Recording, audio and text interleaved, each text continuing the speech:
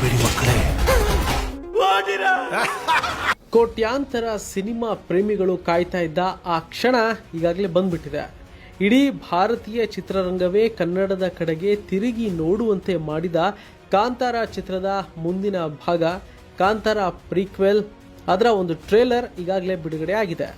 ಈ ದಸರಾ ಹಬ್ಬಕ್ಕೆ ಅಕ್ಟೋಬರ್ 2ರಂದು ಚಿತ್ರ ತೆರೆಗೆ ಬರಲಿದ್ದು, ಅದರ ಮುಂಚೆ ಟ್ರೇಲರ್ ಮೂಲಕ ರಿಷಬ್ ಶೆಟ್ಟಿ ಒಂದು ದೊಡ್ಡ ಸುನಾಮಿಯನ್ನೇ ಎಬ್ಬಿಸ್ಬಿಟ್ಟಿದ್ದಾರೆ. ನಿರೀಕ್ಷೆಗೂ ಮೀರಿದ ದೃಶ್ಯ ವೈಭವ, ಟ್ರೇಲರ್ ನೋಡಿದ ಪ್ರತಿಯೊಬ್ಬರಿಗೂ ಮೈ ಝುಮ್ಮೆನ್ನಿಸುವುದು ಗ್ಯಾರಂಟಿ. ಇದು ಟ್ರೇಲರ್ ಅಲ್ಲ, ಬದಲಿಗೆ ದಂತಕಥೆಯ ಹಿಂದಿನ ಕಥೆಯ ಒಂದು ಮಹಾಕಾವ್ಯದ ಝಲಕ್ ಅಂತಾನೆ ಹೇಳ್ತಾ ಇದ್ದಾರೆ.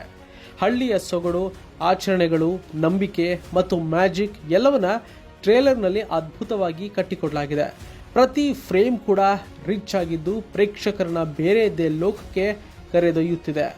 ಈ ಟ್ರೇಲರ್ನಲ್ಲಿ ಹಲವು ವಿಚಾರಗಳನ್ನ ಹೇಳುವ ಪ್ರಯತ್ನವನ್ನ ಶೆಟ್ರು ಮಾಡಿದ್ದಾರೆ. ಈ ಸಿನಿಮಾದಲ್ಲಿ ಹಲವು ಪಾತ್ರಗಳು ಕೂಡ ಬಂದು ಹೋಗಿದೆ.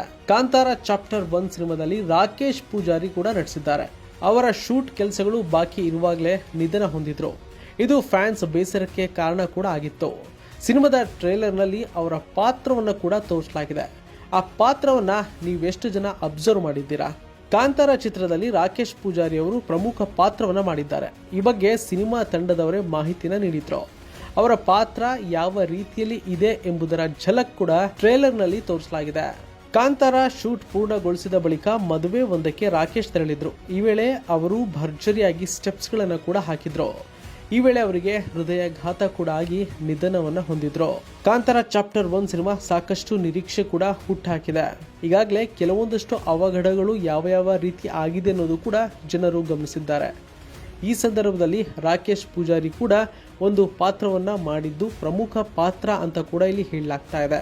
ಹಾಗಾಗಿ ಒಂದಷ್ಟು ಪಾತ್ರಗಳು ಕೂಡ ಮಿಂಚ್ತಾ ಇರೋದ್ರಿಂದ ರಾಕೇಶ್ ಪೂಜಾರಿ ಅವರ ಪಾತ್ರ ಕೂಡ ಹೈಲೈಟ್ ಆಗುವ ಸಾಧ್ಯತೆ ಇದೆ. ಇನ್ನು ಟ್ರೇಲರ್ ನಲ್ಲಿ ಅವರ ಪಾತ್ರ ಬಂದು ಹೋಗಿರೋದ್ರಿಂದ ಒಂದಷ್ಟು ಜನ ಇದನ್ನ ಗಮನಿಸೇ ಇರ್ತಾರೆ. ಈ ಹಿಂದೆ ರಾಕೇಶ್ ಪೂಜಾರಿ ಸ್ನೇಹಿತರು ಹೇಳಿದಂತೆ ಆ ಪಾತ್ರಕ್ಕಾಗಿ ಸಾಕಷ್ಟು ಗಡ್ಡವನ್ನು ಕೂಡ ಬಿಟ್ಟಿದ್ದ.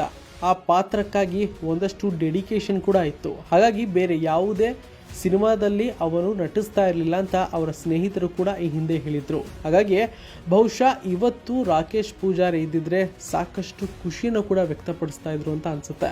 ಆದ್ರೆ ಈಗಾಗಲೇ ರಾಕೇಶ್ ಪೂಜಾರಿಯನ್ನ ನಾವೆಲ್ಲರೂ ಕೂಡ ಕಳೆದುಕೊಂಡಿದ್ದೇವೆ. ಇನ್ನು ರಾಕೇಶ್ ಪೂಜಾರಿ ಮನೆಗೆ ರಿಷಬ್ ಶೆಟ್ಟಿ ದಂಪತಿಗಳ ಸಮೇತ ಭೇಟಿನ ಕೂಡ ಕೊಟ್ಟಿದ್ರು.